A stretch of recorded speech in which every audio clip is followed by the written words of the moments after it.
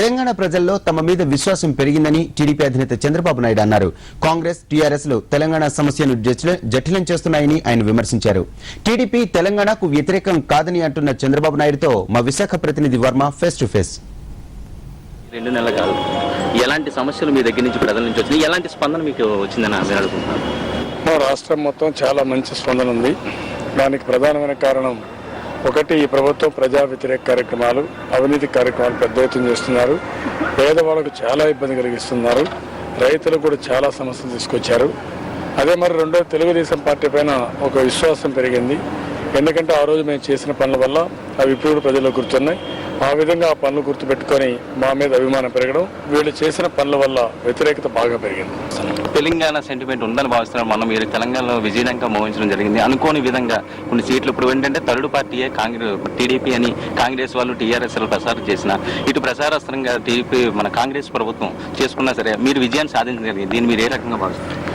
తెలంగాణలో తెలుగుదేశం పార్టీ పట్ల విశ్వాసం పెరిగింది. ప్రజలకు నమ్మకం ఉంది. వెనుకబడిన ప్రాంతాలు అభివృద్ధి చేసింది తెలుగుదేశం పార్టీ. వెనుకబడిన ప్రాంతాలు కూడా అభివృద్ధి చేసింది తెలుగుదేశం పార్టీ. అదే మరిగా ఈరోజు మీరు చూస్తే తెలంగాణలో చాలా స్పష్టంగా తెలుగుదేశం పార్టీకి అనుకూలంగా ప్రజలు తీర్పిచ్చారు. ఆ రోజు కూడా నేనేం చెప్పానంటే, మేము తెలంగాణకు వ్యతిరేకం కాదు. ఇటు కాంగ్రెస్ కానీ అటు టీఆర్ఎస్ కానీ ఈ సమస్యను జటిలమైన సమస్యగా తయారు చేశారు. రాజశేఖర రెడ్డి ఆంధ్ర రాయలసీమకు పోయి అక్కడ కావాలని సమైక్య ఆంధ్రప్రదేశ్ మాట్లాడారు. ఇక్కడికి వచ్చే కొన్ని టీఆర్ఎస్ వాళ్ళు ఇదే మరి చేశారు. అనేక సందర్భాల్లో కాంగ్రెస్ పార్టీ ఊసరవెల్లి రాజకీయాలు చేశారని వాస్తవాలను ఎక్స్ప్లెయిన్ చేశాం. ఇక్కడ కూడా ఎక్స్ప్లెయిన్ చేస్తున్నాను. దానిపైన ఆ రిజల్ట్స్ వచ్చాయి.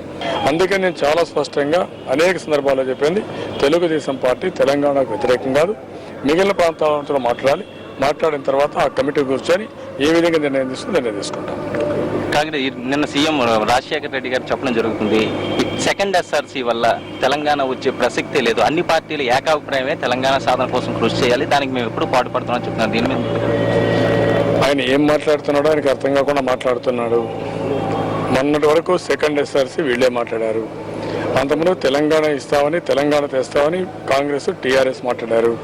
ఈరోజు మళ్ళా మాట మార్చి మాట్లాడుతున్నారు. ఏం మాట్లాడుతున్నారో వాళ్ళు అర్థం చేసుకొని మాట్లాడాలి. తెలుగుదేశం పార్టీ మొట్టమొదటి నుంచి కూడా పద్ధతి ప్రకారం పోతున్నాం. ఆ రోజు కూడా సమైక్య ఆంధ్రప్రదేశ్తో పోయాం.